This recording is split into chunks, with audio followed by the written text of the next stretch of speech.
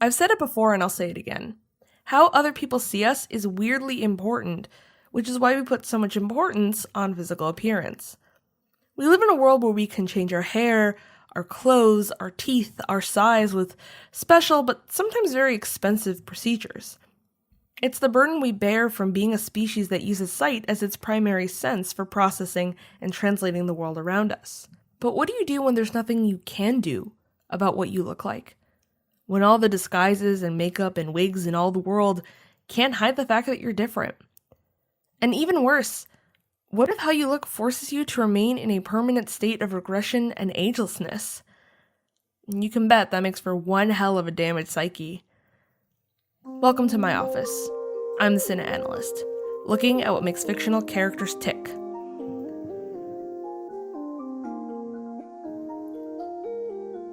Today's case file. I'm starting with the woman in the mirror, regression, the ego split, and dealing with the external. Subject, Mary Louise Dahl, aka Baby Doll. The show, Batman, the Animated Series. Welcome back to the Cine Analyst, the show that pokes and prods at the minds of fictional characters to see the damage inflicted on them by other characters, or rather by writers attempting to dive deeper into the dark depths of the human experience. And of course to please the studio executives, let's be real here. The Batman franchise is filled to the brim with tragic heroes and enemies.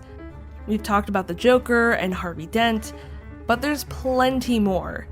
Mr. Freeze, Catwoman, any one of the many Robins, Oracle/Batgirl, Poison Ivy, Harley Quinn.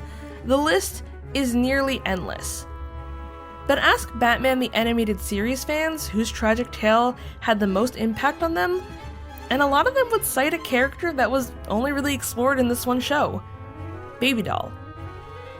Baby Doll is Mary Louise Dahl, an actress with systemic hypoplasia, meaning that she never ages physically and is stuck in the body of a young child. She used it to her advantage to play a young girl on a sitcom called Love That Baby, but when she achieved success, she tried to branch out to other roles by leaving the show. Ultimately, because of her size or because of her lack of talent, she wasn't taken seriously and was turned away constantly for bigger and better things, essentially being stuck in a never-changing state, even though internally, she ages just like the rest of us. Now you might be thinking, yeah, I don't remember her at all from any of the other Batman stuff, and well, that's because she wasn't really in any of those. She's a Paul Dini original, and only really appeared during the run of Batman the Animated Series as a pretty minor villain. In the entire 4-season run of the show, she actually only makes an appearance in 2 episodes. That might not seem like a lot of material for analysis, but believe me, there is a ton of subtext lying in there, like with all great TV shows. And in a way, the internet has sort of given her character a second life, making her more popular thanks to some thoughtful analysis of her character and her storyline by a bunch of really smart internet critics. And now I'm hoping to join them as well by presenting my own thoughts on Baby Doll. We see through the first episode she appears in, titled Baby Doll, that Mary is in a regressive state, where she has slipped back into the character that she used to play on the sitcom. A character who's in the range of somewhere from 5 to 6 years old.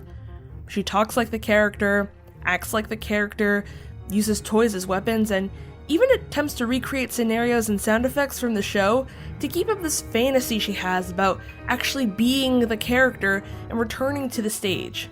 In fact, to keep this fantasy alive, she goes so far as to kidnap all of the foreigner actors from her TV show and force them to re-engage with her as Baby Doll. When the actor who played her father attempts to leave, she has her goons physically force him to stay and even beats him. It's only when the same actor confronts her delusion, telling her that they are not in fact a family, that Mary actually reverts to her real voice, her adult voice, and reminisces about how no one wanted her professionally, and that, remembering the good times on the show, she desperately wanted to return to that warm feeling, to a place where she was valued and adored, a place where the bad times hadn't even happened yet. But when she says this, she ends up slipping right back into Baby Doll. Here, take a listen for yourself. It was hard for me out there. I studied and trained and auditioned, but no one wanted me.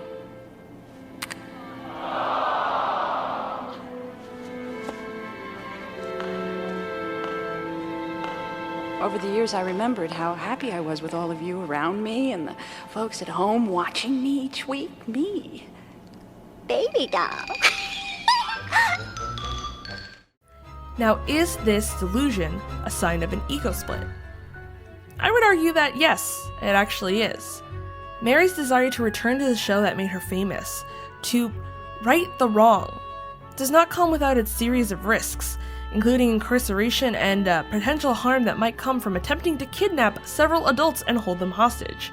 Remember, while Mary uses her small stature to her advantage to lure people and trick them, it also leaves her sort of physically unable to handle threats the same way, which is why she has her bodyguards and the strangely good at martial arts Miriam, who we also never see again. Still, this desire is so strong that it allowed Mary to slip into the baby doll persona, one who actively lives in a delusion where she can continue to live in this world of the show and find happiness through it. I mean, even when she's caught, she still talks like baby doll and uses the same kind of mannerisms, as though the maintenance of the delusion is the most important thing to her. To remain baby doll is a way of remaining important, a way of remaining celebrated rather than ostracized and ridiculed for her size.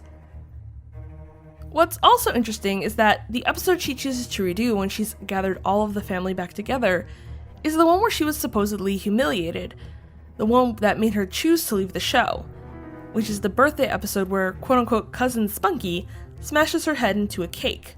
She claims that she was a star until the cousin character made a fool out of her, and as such she wants to live in a world where she can be happy, and Spunky, or at least the man who played Spunky, has to die, and in a way that repeats the humiliation that she felt she faced.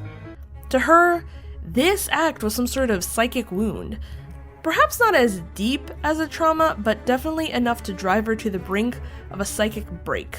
Either that, or she still views the possibility of having Spunky around as a threat to her ability to return to the world, and so killing him allows her to remain baby doll. At the end of the episode, Baby Doll is chased by Batman around an amusement park, and she goes to hide in a room of funhouse mirrors, where she sees, weirdly enough, the adult body version of herself. At first, she says this: That's me in there. The real me. There I am. But then, she begins to reject it, unable to accept this particular illusion the way she could with the baby doll fantasy. It is in this moment when she seems to have a breakthrough. She comes to understand that the things she wanted, the things she treasured, are in fact gone or made up. This turns into a hatred of Batman, accusing him of being the reason that her delusion fell apart, why she couldn't be happy, rather than it being a result of an unsustainable fantasy built off the harm of others around her. She attempts to kill Batman, only to destroy the mirrors of the funhouse instead, until she comes to the mirror which shows the adult version of herself. And with tears in her eyes, hesitating for only a moment, she destroys it as well.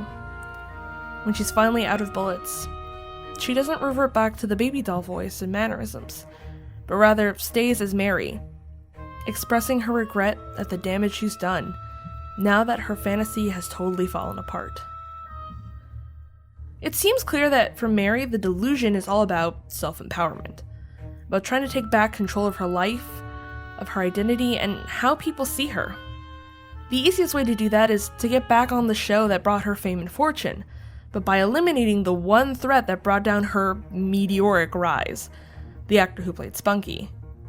For her, being able to go back to that moment, to that one singular shining time, is everything. As such, she regresses back to the character and the mental space she was in while playing her, needing to do so in order to live through the fantasy without remembering what she actually is or what the world was like to her.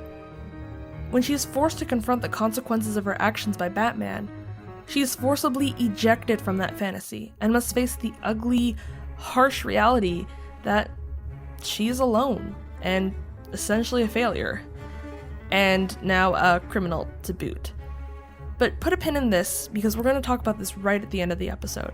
But for now, I'd like to move on to the next episode she appears in.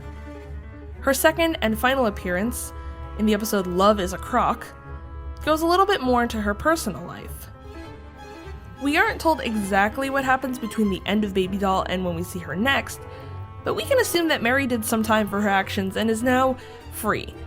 We see her struggle to hold down a normal job as a hotel desk clerk, especially when a guest mocks her. She laments that people continue to treat her like a child, that she's something to be amusing, rather than treated with respect and dignity.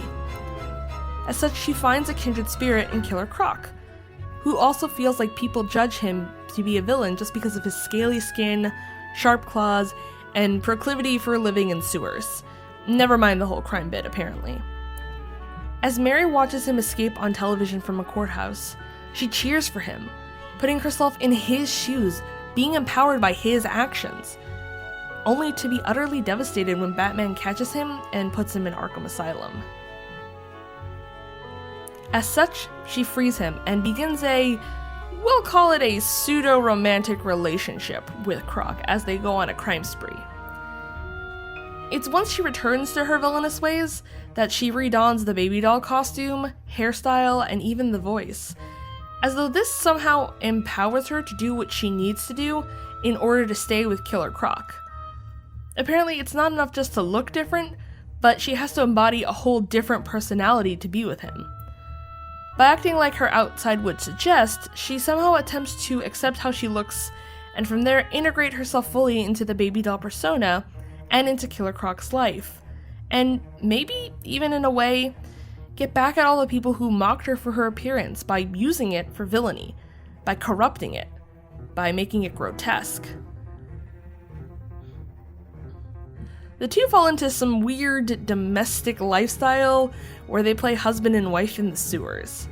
However, it is clear that Mary is the brain of the operations, while Croc is all muscle, and they become a sort of Bonnie and Clyde style pair. However, she never breaks out of her Baby Doll persona when she's with him, which seems odd considering that when she first approached him while visiting him in Arkham, she did so without the persona. When he cheats on her, though point of order, it just sort of seems like they were playing a relationship without actually having a relationship. She uses the Baby Doll persona to trick him, luring him into a deadly trap in which she hopes to blow up a nuclear power plant. She only breaks out of it once the attempt is almost successful. She's angry that he will not accept her, quote, as she is, and thus turns against him in a violent rage, as she did with her former castmates in the first episode, basically to her own detriment once again. In the end, even though Croc tries to kill her for her betrayal, she still reaches out to him, lamenting that they couldn't work it out. And this is the last time we see Baby Doll.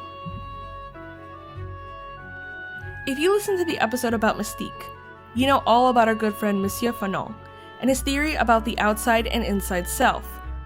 But just a quick recap for those who want to go over the theory again. Jacques Fanon theorized that in being different, or of being of the non-dominating group, having meaningful and long encounters with the world is traumatic. After all, when one wakes up in the morning, they don't feel different, they just feel like a normal person. And it is only when you are forced to confront the outside world and others that you are reminded of your otherness, of your difference from them. At every moment, you are reminded that your outside is not like the outside of everyone else, and this creates a disconnect between who you are and the person that people see. For Mystique, it was all about her blue skin.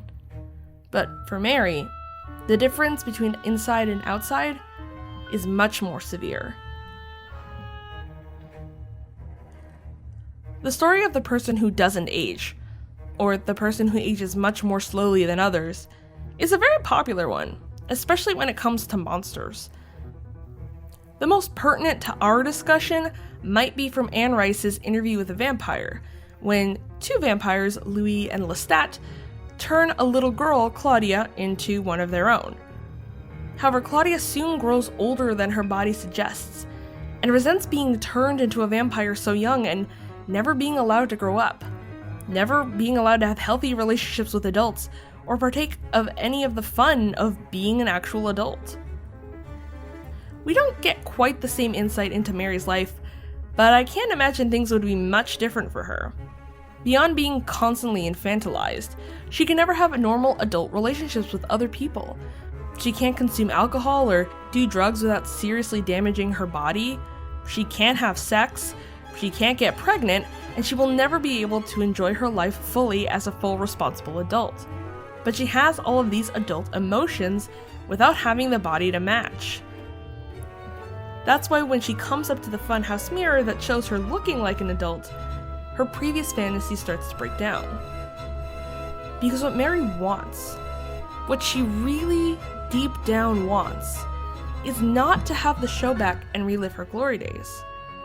What she really wants is to have that adult body, to have her insides and her outside match more closely, and as a result be treated with a level of respect and dignity that has not been afforded to her because of this appearance.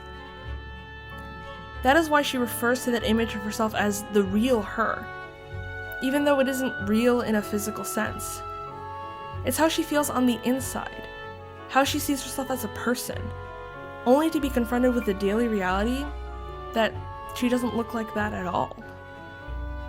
It's when the two fantasies collide that it all comes crashing down, like the shards of the mirror as she shoots them. She cannot want to be both an adult and the star of the sitcom, because one negates the other. And thus confronted with and momentarily accepting her true desire, the previous fantasy totally dissipates, and the baby doll persona falls away. After all, without the fantasy, there's no point in maintaining the fake self.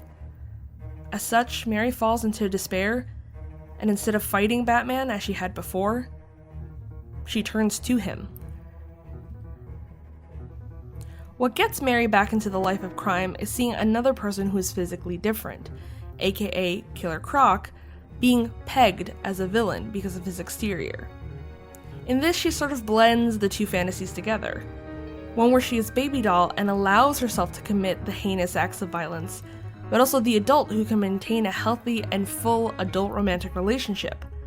However, it is clear that Killer Croc doesn't see her that way, and that he's only playing with her while he receives affection from other adult women. For Mary, this negation of the fantasy and the denial of who she is underneath, though additional point of order, she never gets out of the baby doll persona when she's with him and doesn't really get to let him know the real her. But when she sees him cheating on her, so to speak, it inspires the same kind of despair. But like before, she's determined to get what she wants by any means necessary, even if they're lethal. By the end of the episode, she and Killer Croc are caught, and with Killer Croc suffering a physical defeat at the hands of Batman, she laments that she only wanted them to be happy. It is clear by Mary's actions that she doesn't really know what she wants. She thinks that happiness comes from other people's affection and adoration, when really what she needs is to find peace within herself, to reconcile that outside and inside parts of herself are different. If we were to look at the Mystique model from the last episode, then Mary would need to forge her own path, neither a villain nor an actress, neither one of violence nor performance. Most importantly, she would have to finally let go of the baby doll persona, which is hard to do when she hasn't changed physically since those episodes of the sitcom were shot. Not to mention the fact that whenever we see her outside of the baby doll persona, she is utterly miserable, and only seems to find some sort of glee when she returns to that specific mindset. For Mary Louise Dahl, healing the split ego is a process that may never occur, considering the extensive damage a lifetime of being unable to disguise her difference has caused her. She makes the best of it, but it becomes increasingly clear that that's not enough, and even Batman cannot save her, which is what leads her to remain a tragic figure, caught in a never-ending loop, which, until she comes to terms with herself, her body, and her desire for happiness, is doomed to forever go back to being baby doll, even if she doesn't mean to. Next week, we'll take a look at the one character who knocks through fourth walls like a bulldozer on speed, and his weirdly damaged self-esteem. But until then, I'm the Cine Analyst, and I'll see you at our next session.